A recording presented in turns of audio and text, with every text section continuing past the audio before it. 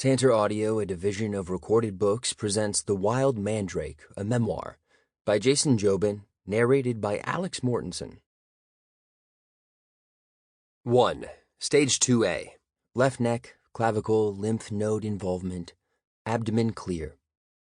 After 2 years of fiddling with the lump on my neck and all the jokes about it being cancer, it turns out to actually be cancer. I shouldn't have said anything. There's a sense in my gut that I manifested this, that at 19 I have developed some fell power to make the darkest comedy real. Dad and I and my younger brother and sister, the twins Alex and Angela, are down on Vancouver Island getting together school supplies and taking a little medical vacation. My 3rd year at the University of Victoria and the chemotherapy will begin soon. Dad booked us into the sketchy Island Travel Inn on Douglas. People are often having mental health crises in this patch of downtown. There are as many garbage bags as suitcases in the hands of people on the street. While the twins watch TV, Dad takes me to the hospital for some tests. I think blood tests. I think hopefully weighing me. The number low now, exercising very hard. I'm set up in a dark room with spotting lamps, everything else in shadow. Though hospitals are meant to be well lit, this is more a theater or opera house. The nurse, as she wheels in a sheet-covered steel cart, says, "The marrow test isn't a popular one." The what test? She peels back the sheet to reveal tools I do not recognize. It's important to recognize tools. She goes on. It's not everyone's favorite thing, this test. Her eyes say more, though. They say, "Do you know about marrow? With marrow, we must make sure." I'm certain there are things you don't want in marrow. When things appear in marrow, the timeline can become truncated. I learned this from movies. But where do we get the marrow? Where is it from?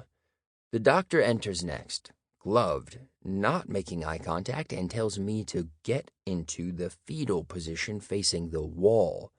He says my body will do so naturally once he begins, so I may as well get a head start. This was described to me as a regular visit for regular tests. Did Dad know the actual reason? He seemed not to in the cab on the way over, but now I wonder.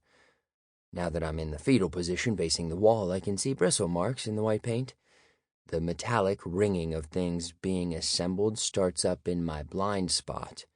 I look back, and there's what could be called a needle, but it's a foot long with jackhammer-style hand grips. The doctor notices me looking. This will be uncomfortable. Young people have hard pelvises. Bones must soften with age, but I do not have age. It will be fast, he says. Seconds, insertion, aspiration. Bone marrow is a semi-solid tissue. The doctor numbs my skin with a regular-sized needle. Next, to ascertain the numbness, he prods the skin with a sharp spike and asks me if I feel it. I say no. He plants the giant needle's tip against my lower back. I can't tell exactly where because of the numbing. Won't know until it punches through the bone that isn't numb. Am I ready? Big push. His entire body weight on the giant needle. An animal sound leaves me, such pressure. The needle goes through skin, then muscle catches against my pelvis for a brief instant, then through, into my center. I feel the marrow sucked out. Thickness going up the straw. I'm puddled in sweat. I think we are done. He says that I can take a few minutes to collect myself on the table before going home, and that it's probably not in the marrow. Rarely in the marrow. He's sure I'll be all right. I'm back in Yukon for my first winter in years. Done the undergraduate degree now, the writing school. I miss it already. The lassitude, the slovenly lifestyle. To be back home, living with my folks out in the woods is different. Before, my siblings were always there to talk with. I've never lived here like this. The days go dark. Cold spreads through everything and forms a rime of ice on the house's windows. I signed up for a playwriting class at Yukon College, driving the 20 kilometers twice a week through blizzards. A writer I know is teaching it. She's the mom of my little sister's best friend. Everyone here is so connected. I haven't done much playwriting, but it can't be that different, right? Just put the story into words and have the characters say them. Pretty basic. For the class, I write a play about a genius writer named Victor with a serious head injury. They're tragic head injuries. Will he be okay? So much on the line. And because he's a genius, it's sadder still. Will he lose the genius and be worthless and undeserving of people's love? Come find out. Everyone else in Victor's writing classes knows he's a serious artist. They are all in awe. In the world of the play, he's writing a short story about a water control officer who starts putting barbiturates and sodium thiopental, hokey truth serums, into his city's water supply in the hopes that people will, under the influence of these extremely strong drugs, love each other more. Soon, I realized that the sub-story of poisoning the water is more interesting than the main story about the head injury, but it's too late to change the plot. At home, I try to smoke weed in secret and probably do not succeed. Strange having to, again, meet shady guys in parking lots at night. Yukon is not the same as BC. Back on Vancouver Island, weed was always available. I'd join the orderly line out the door of the dealer's downtrodden apartment on Shelbourne, a tattooed assistant girl who was probably his wife asking what I was lining up to buy.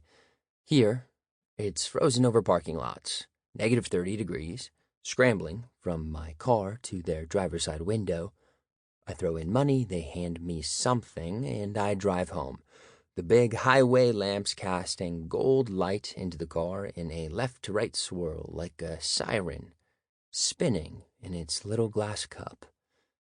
I'm broke, unemployed, and trying not to smoke weed but still smoking, sometimes just the black resin goo at the bottom of the pipe, up in my childhood room, staring at the map of the world that's still on the wall, no pins on it or anything, no markers for where I'll go.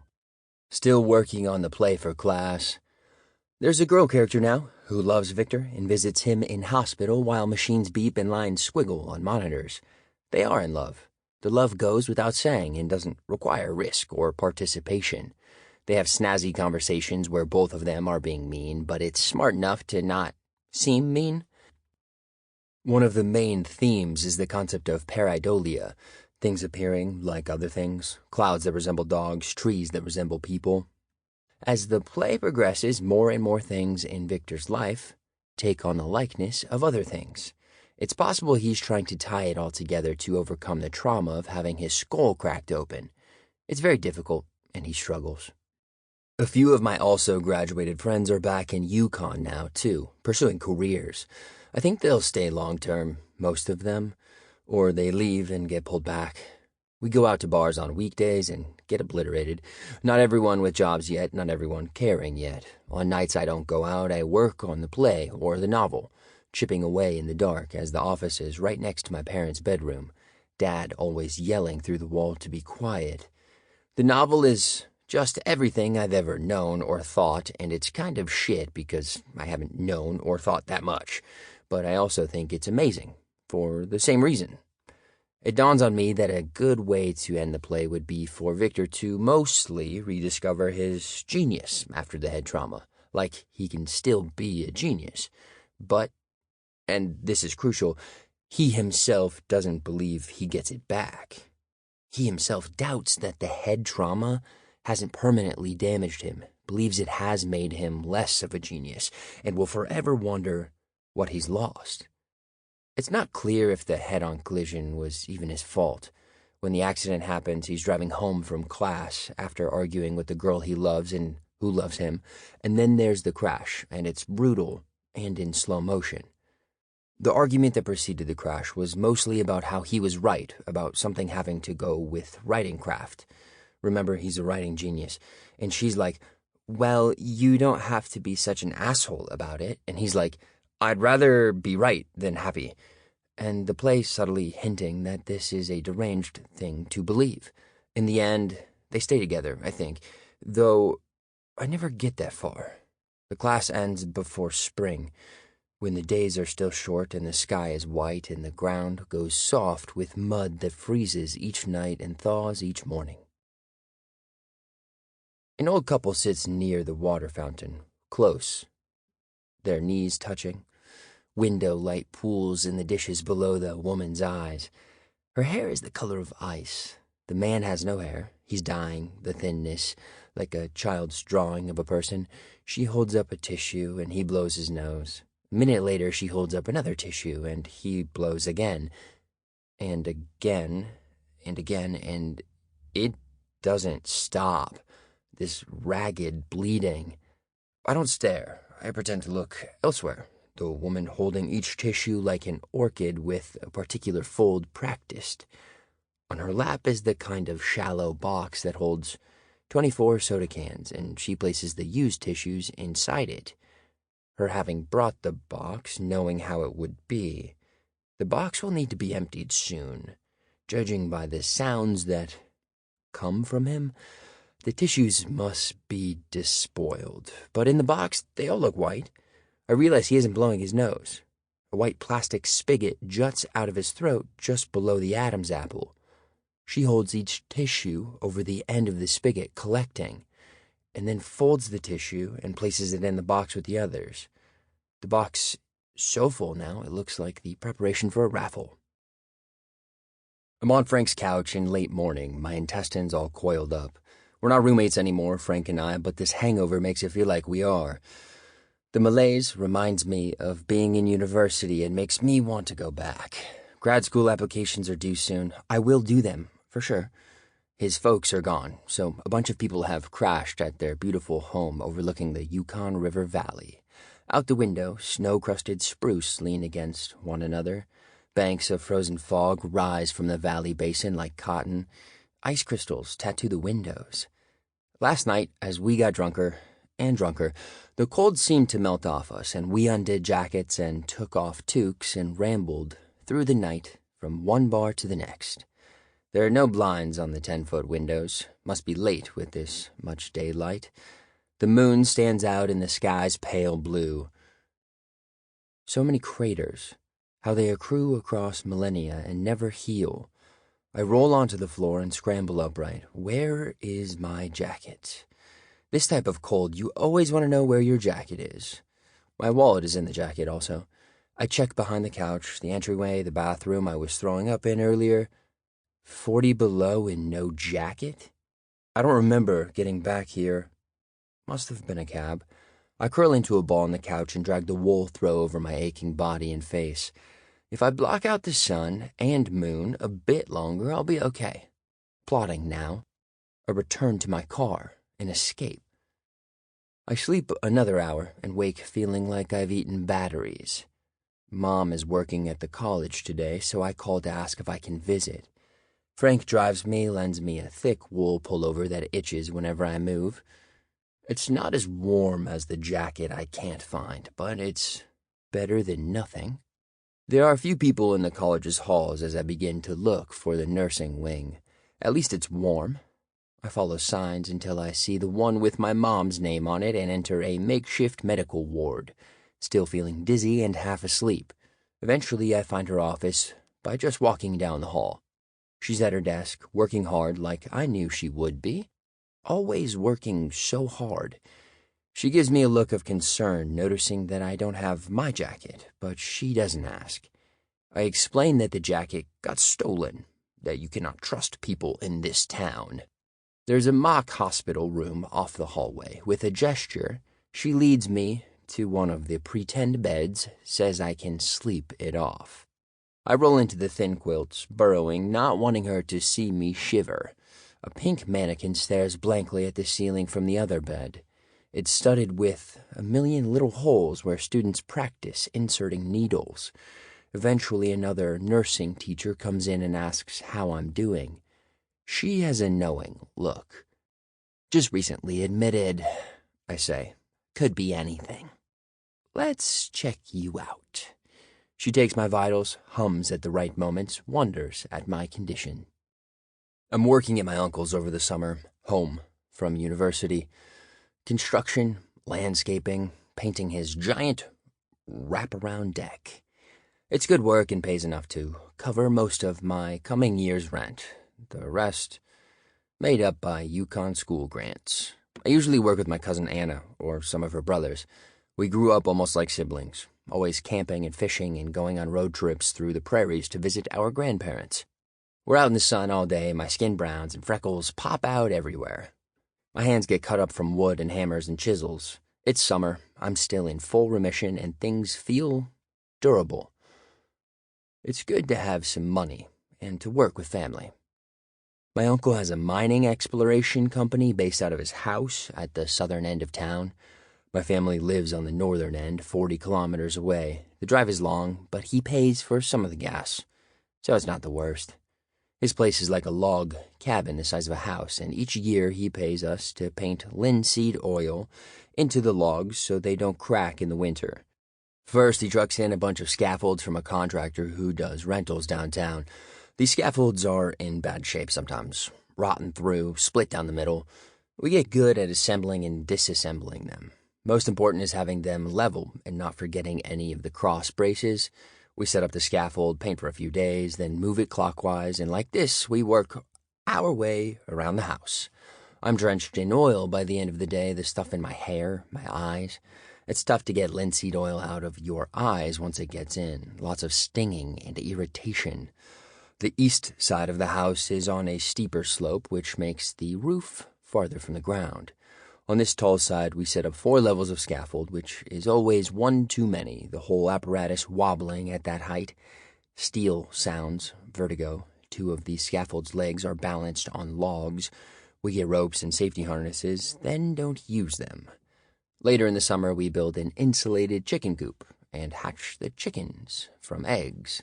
The little birds in our hands, given names so soft, soon forgetting us, or pecking the youngest chicken to death, or taken by foxes and eagles, one even riddled with cancer, bulbous and featherless, walking in circles until one day it just disappears. At the north edge of his property are rows of storage sheds full of wasps. They haven't always been full of wasps, but this summer has been ideal for wasps. There are 7 sheds in 2 rows, all made of old plywood and painted with the forest green boat paint he insists we use. Some have doors, some are more open to the elements, at least in the summer. They store the tools and equipment of a small exploration business, everything a person out in the woods might ever need. The wasps are out of control.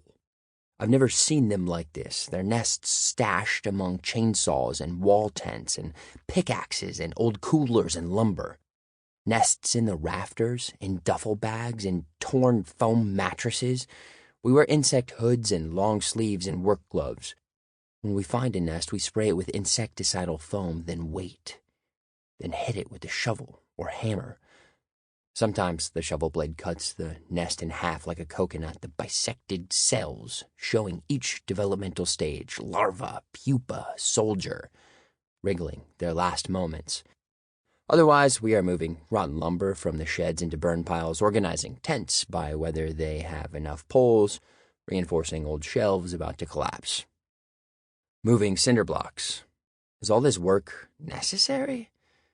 I don't know. Maybe not. But I know he enjoys employing people and having them work and then paying them for their work. He always shakes my hand before he gives me a check. And really, that's okay. One day in late July, we're moving an old pile of compost from one spot to another spot. The sun flares overhead. Anna and I lean on our shovels, brows damp, taking a breath. The pile of dark brown soil is covered with a tarp and a piece of plywood, and when I lift the half-rotted plank, mice flee in every direction. Some are babies, blind and limping in circles. Our orders are to hit any mice we see with a shovel. But we don't. Instead, we give them time to escape and then drag the plywood back over the pile of almost soil. A few mornings later, I'm in the greenhouse, enjoying the smell of plants, the humidity, when I see a mouse in the bed of tomatoes. I've got a flat piece of wood in hand, and not thinking it through, I jab it at the mouse, hoping it will run away. Instead, I cut it in half. Near the end of summer, we build a stone path around the back steps. The stones taken from a copper quarry out past Golden Horn and fitted together into a mosaic. I've been reading about Japanese dry gardens in one of my aunt's books. In dry Zen gardens, each stone needs its best side showing, and for each chasing stone, there should be a running away stone. The cousins and I search the copper quarry for hours, then drive to another quarry farther down the highway. Most of the stones are sedimentary and brittle and fall apart in our hands. One quarry near Mount Sema has a deep orange canyon that people have thrown fridges and washing machines and oil drums into. Here I find a quartz boulder that I know right away is the one. It is white and crystalline, with a depression in the top that will collect rainwater for birds to drink. It's perfect and too heavy to lift. My cousin John and I roll the stone uphill for 20 minutes back to the truck. We get it in the box somehow, then drive back to their place with our prize. Our work is good. We've laid a bed of white gravel in front of the house as part of our Zen idea, a riverine border that curls around the side.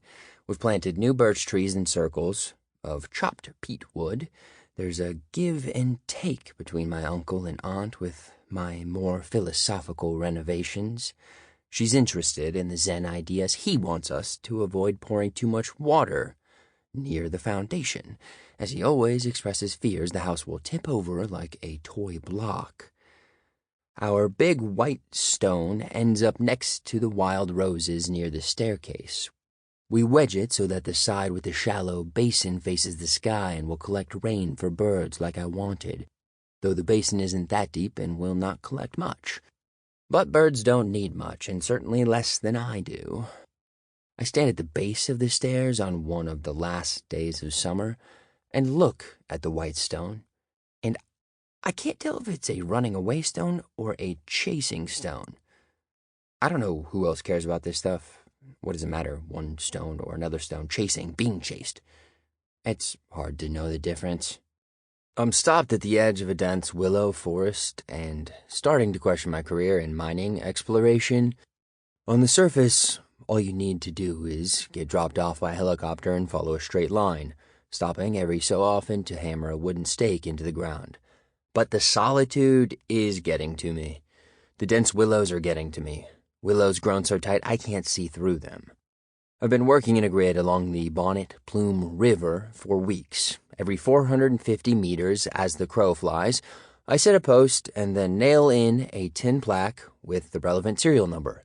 Then another 450 meters following the GPS.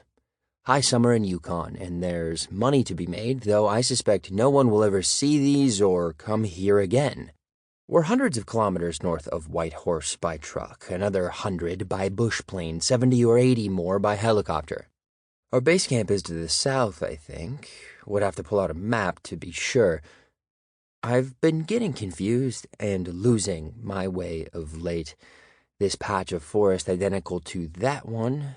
Each morning we helicopter wherever we're working, and each night, once they find us, we fly back. I miss the mountains. The first weeks here were all shale slopes and scree and rubble. I'm afraid of heights, and the vertigo had me this close to quitting, but I'd never live it down with my family. So I stayed. Tried to build a little wall around each moment on the slopes and never look down. But now, in the swamp, I miss the mountains. Funny how that happens. Now it's moss and long serpentine lakes that cut across the GPS lines, and mud and bogs and more mosquitoes than seems possible. I'm losing it. Maybe too long out here. Each night in camp, the other guys and I smoke weed and eat 5,000 calories. They talk about their girlfriends when they're high. I don't have a girlfriend and don't really know what I talk about. We sleep early and are up at 5:30 a.m. for breakfast and to get our gear ready. The helicopter spools up around 6:15 a.m. I've never lived in a wall tent like this. A plywood surface in each corner for a foam mattress, a table in the middle, a stove near the back wall. There are about a dozen other wall tents the building where they store the core samples for the geologists, and the cook shack, our little town in a valley next to the Bear River. It's very 19th century. Laundry machines are in a bigger framed tent in the back row, this one also with a cylindrical plastic shower stall running water pumped up from the river. The shower stall is pretty gross. My one buddy saying he goes in with garbage bags on his feet due to how much masturbating must go on. The camp has no internet, though, no television, and every evening as the night's perpetual twilight settles in, a mouse climbs into our tent through a crack near the stove and scurries from corner to corner looking for food, then leaves through the same crack.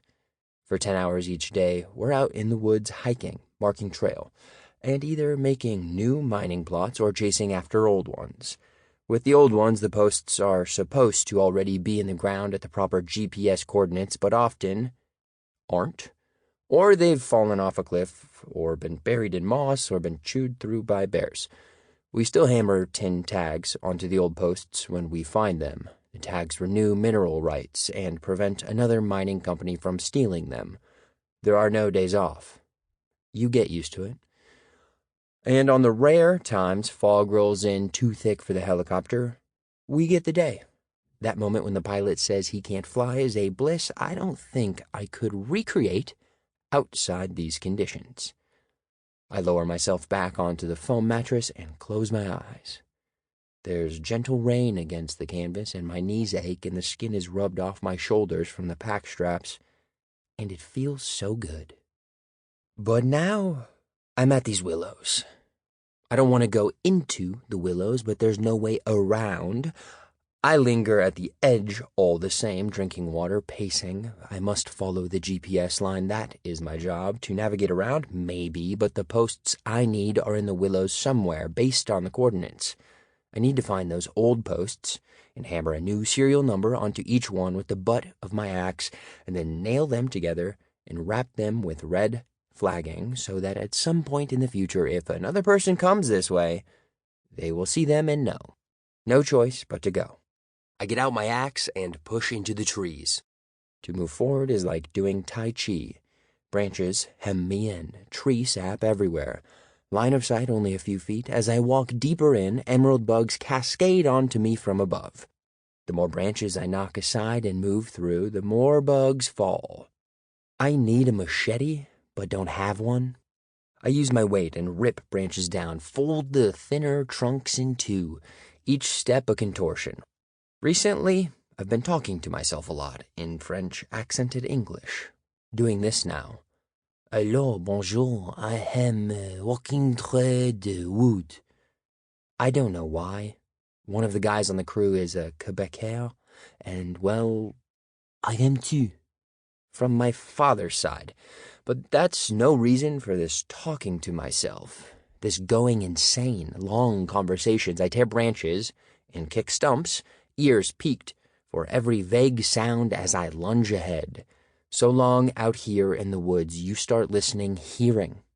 Any new sound, an alarm. Yesterday, as I sat in the moss eating my sandwich and listening, a vole scurried toward me until it was almost in my lap. I must be an oddity out here. The new creature. The willows go forever, no end to them or gradient of light. After a kilometer, I'm losing it, claustrophobic, yelling in a half-run. Bars of sun filter down through the leaves, the light full of pollen. Everything is green and flexible, swaying in a wind that smells like silt. Where are the posts? There is no trail, no flagging tied to branches, no chance at the posts. I've accepted it. Gone forever. Now swinging the axe, finding space. Anything for a different biome. Sap everywhere. The trees cloistered and raining emerald bugs into my hair, my chin, the corner of my eye. And then I'm through. Back to spruce trees, panting, my shirt soaked. I can't hear the river yet, not with my ears, but I also can hear it and know it's close. The ground starts to slope in the way ground dips toward water. Then the wet hiss, the roar, brighter bands through the trees, movement. The bonnet plume. I break from tree cover and see the river in full. Sample complete. Ready to continue?